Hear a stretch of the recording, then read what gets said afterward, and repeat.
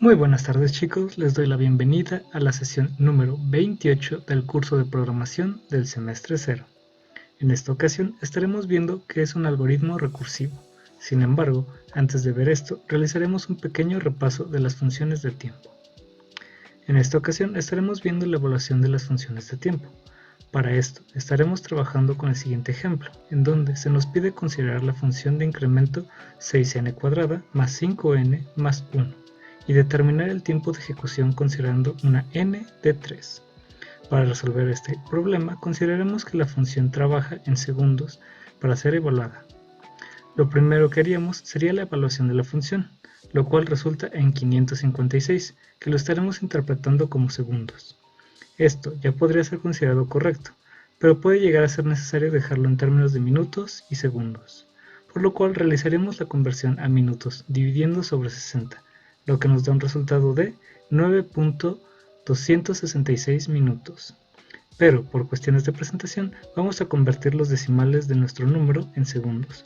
Para esto solo tomaremos los decimales y los multiplicaremos por 60, resultando en 16 segundos, dando así una respuesta final de 9 minutos y 16 segundos. De esta manera se puede apreciar el cómo se estima el tiempo de un algoritmo, aunque claro, estos no siempre van a trabajar en segundos, comúnmente trabajan en fracciones de segundo, por lo que pueden esperar ver números muy pequeños. Dejando esto de lado, pasaríamos a revisar el tema de algoritmos recursivos. Una manera sencilla de describirlo es que una función recursiva es una función que se invoca a sí misma. Esto quiere decir que es una función que debe llamarse a sí misma como parte de su funcionamiento.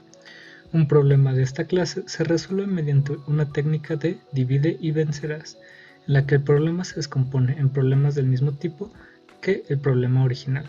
Cada subproblema a su vez se descompone aún más hasta que el proceso produce subproblemas, que se pueden resolver de manera directa. Por último, las soluciones de los subproblemas se combinan para obtener una solución del problema original. Lo que quiere decir esto es que se desarrolla una función que soluciona un problema a través de la subdivisión en problemas que pueden ser resueltos con la misma función, hasta el punto en el que el problema ya no sea divisible y se puedan unir las respuestas de todos los subproblemas para la solución del problema principal. Para dar un ejemplo de cómo se visualizaría la solución de subproblemas, vamos a considerar la fórmula que se presenta en pantalla. Aquí no podemos simplemente resolver la operación de un solo cálculo, sino que se debería ir resolviendo de adentro hacia afuera, debido a que las operaciones entre paréntesis tienen prioridad. Por lo tanto, el primer cálculo sería el de 1 más 1, resultando en 2. Al reemplazarlo, realizaríamos la multiplicación de 2 por 2, resultando en 4, el cual, si es multiplicado por 3, nos da un 12. Este pasa a sumarse con el 4, resultando en 16, y finalmente es multiplicado por 5, para obtener el resultado final de 80. Siendo este un ejemplo de cómo a través de la resolución de los subproblemas se puede obtener el resultado del problema principal. Sin embargo, existe un ejemplo que representa de mejor manera lo que es una tarea recursiva. Esta sería una función factorial, que es una fórmula matemática representada por el signo de exclamación.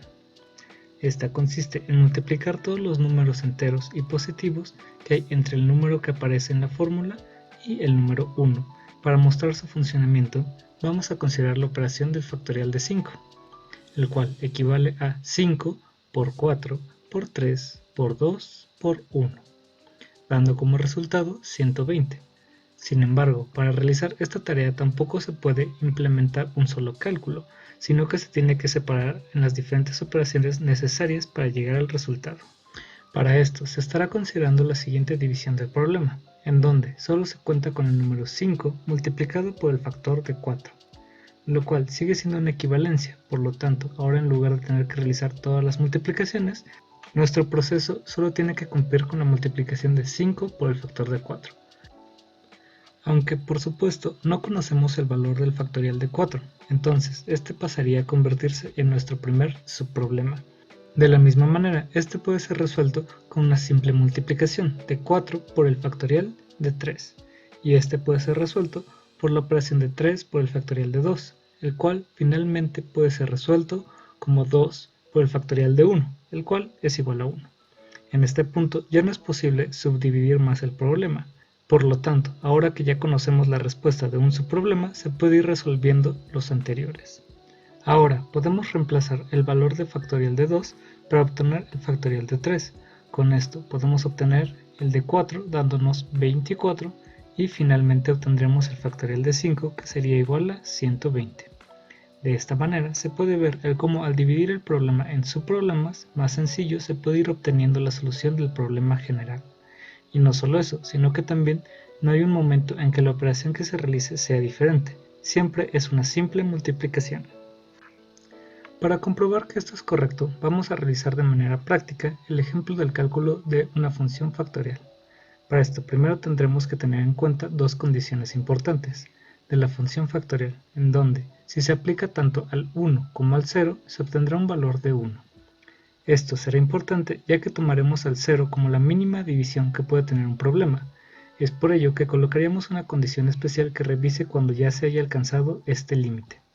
Lo primero que se hará es definir una función llamada factorial con un argumento n. Aquí se estará utilizando un contorno azul en los bloques de entrada y salida para indicar que es un dato de entrada.